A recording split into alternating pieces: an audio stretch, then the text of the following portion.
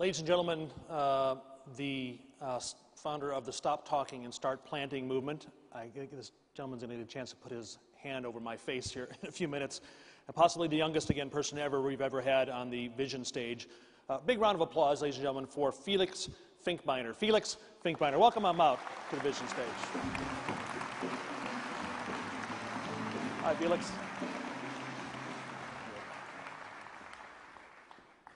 Hola, amigos. Thank you for calling this conference Vision. And you're probably here because you want to protect your information. And we children, we're here because we want to protect our future. So we do have something in common. Because when we think of our future, we see two main crises: the poverty crisis and the climate crisis. The poverty crisis, with 30,000 people, mainly children, dying of starvation every single day. And 1/2 of the world's population living with less than $2 a day. And the climate crisis. Every day we take as much carbon in form of coal, gas, and oil out of the ground as it took the sun 1 million days to store it there. And we children understood that the adults know these crises.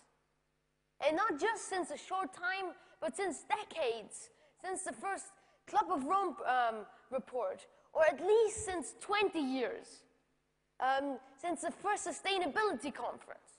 But we children don't understand why there was so little action in that time. Is it because of the meaning of future? For most adults, future seems to mean 20, 30, or even 40 years.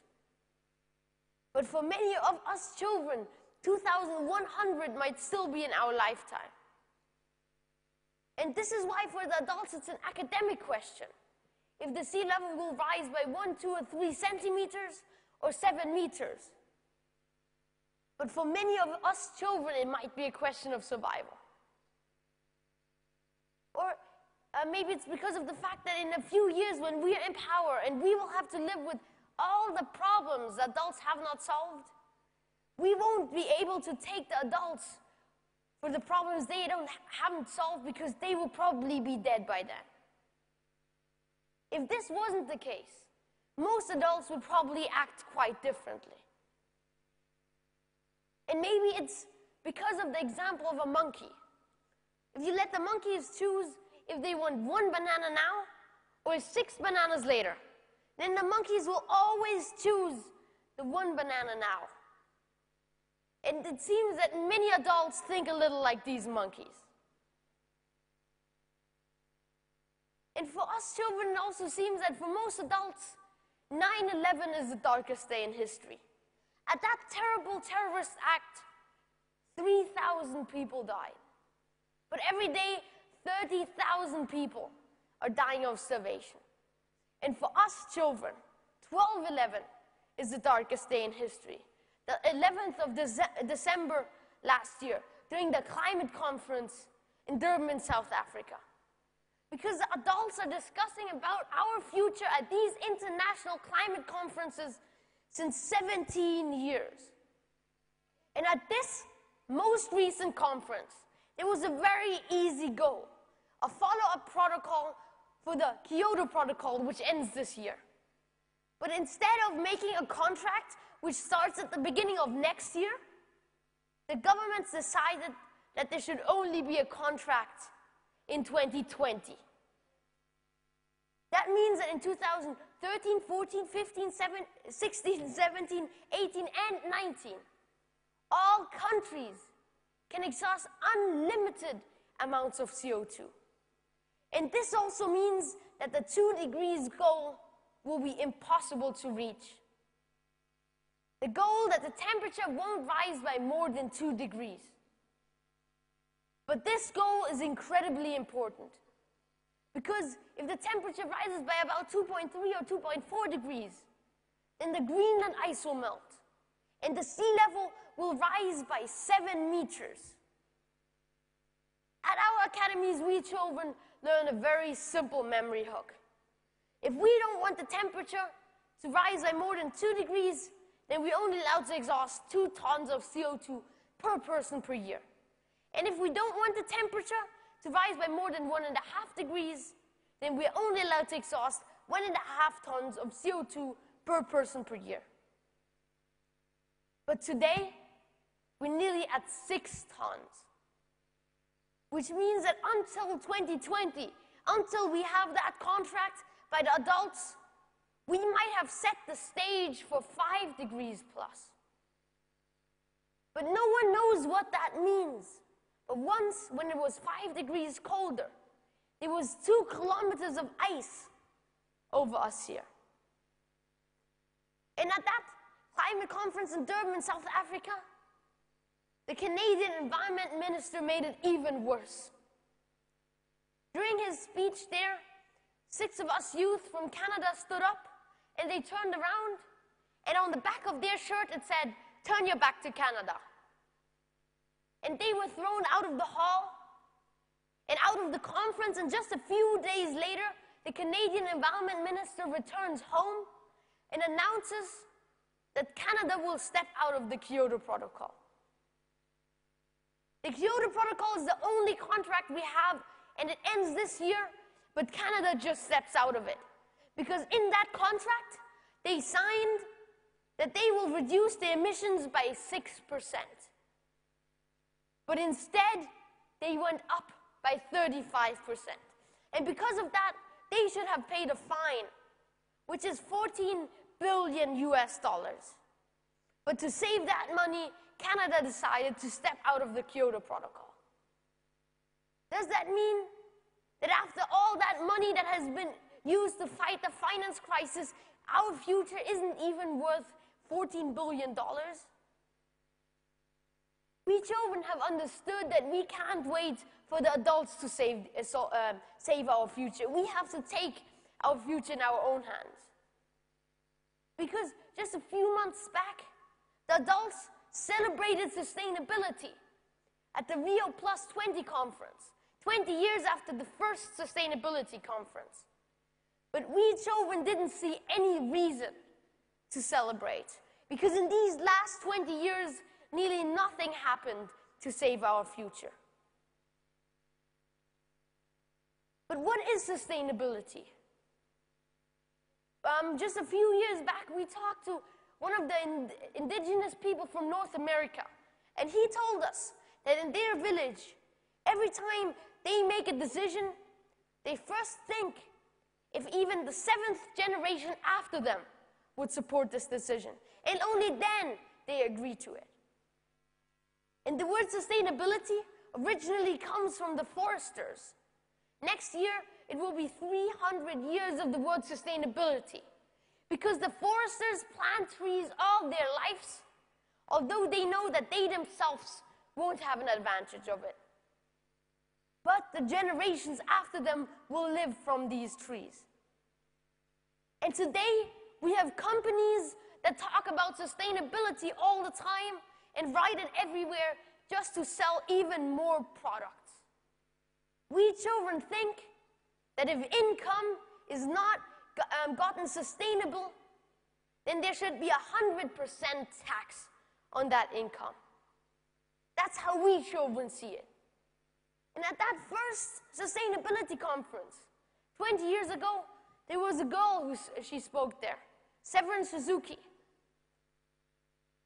And she was about my age when she spoke there. But all she said 20 years ago could have been repeated at the conference this year. Because in that time, nearly nothing happened. So we children have to take our future in our own hands. But Severin Suzuki, her video got 20 million clicks on YouTube in the last years. 20 million clicks in 20 years. But today there are videos on YouTube with similar topics that get 20 million clicks in 20 years. So that gives us hope. If we work together through the internet, we can achieve a lot. And in the last years, we children thought, how would we save our future if we were the heads of governments of the world? And at the end, we had a 3-point plan. The first point is planting trees. Our goal is that we want to plant 1 trillion trees all around the world. If we plant these trees, then they will absorb 1/3 of the global CO2 emissions. And 1 trillion trees, that's the amount of trees we can easily plant on the planet without having problems with producing enough food. And 1 trillion trees means 150 trees per person. And to start this project, Plant for the Planet, we were originally inspired by Wangari Maathai, the Peace Nobel Prize laureate from Kenya. She planted 30 million trees in 30 years there with many other women. And the second point of Plant for the Planet is that tree planting alone won't solve these problems. We have to reduce our emissions as well. We have to leave the fossil fuels in the ground. And that by 2050 by the latest. But the great thing about this point is that all the technology we need for zero emissions already exists today. And the third point is that until that time, until 2050, there's only a limited amount of CO2 we can still exhaust. That's what the scientists tell us. And this is 1.5 tons of CO2 per person per year. And if someone wants to exhaust more, then they pay to the ones that exhaust less. And this is what we call climate justice. Now this is all blinking already, telling me I have to stop, so I'm done now.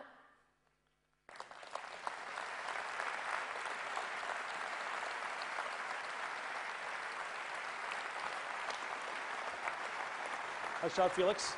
Thank you. Awesome.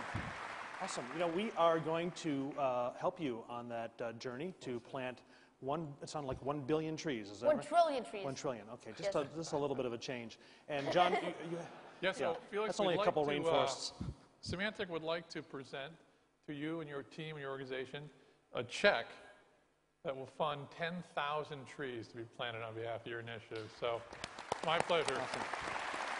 Thank you. Now, also, a big part of your presentation is to get adults to stop talking and start planting. And very, very few times has there been an opportunity to get John or I to stop talking. So we're going to give you a chance to do that. Watch this.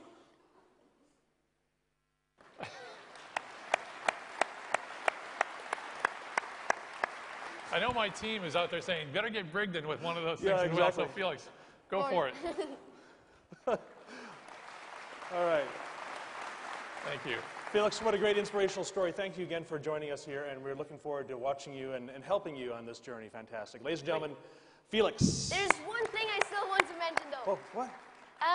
This, of course, because we are trying to collect as many trees as possible here today. We are trying to get as many people as possible to set yourself a goal, how many trees you want to plant in the next years until 2020. And we don't care how you plant these trees. If you plant them yourself, if you plant them with any organization, or if you want us to plant these trees for you, we can plant 1 tree for €1. So if you're the head of a company, then you could set yourself the goal for the next 8 years to plant 150 trees per employee. Or if you're not the head of a company, you're probably the head of a family, and then you can plant 150 trees for every family member, or anything like that. So just take out one of your business cards, and on the back of that business card, also take out one of your pens and just write yourself how many trees you want to plant. Very good. And outside, you can hand in that business card at our booth, and then you can pick up the 3x3 book. I think most of you already have the book. If not, you can pick it up outside, or you can also pick it out in other languages for your children, and our Plan for the Planet books in children's sizes. So, hey, one final question. So this is the website you go to? Exactly. Is it secure? Do you have any protection put on that? No, I don't think so, but we can walk. Okay, we can talk backstage. Well, yeah. Felix Finkbeiner, ladies and gentlemen, awesome job. Congratulations. Thank you, guys.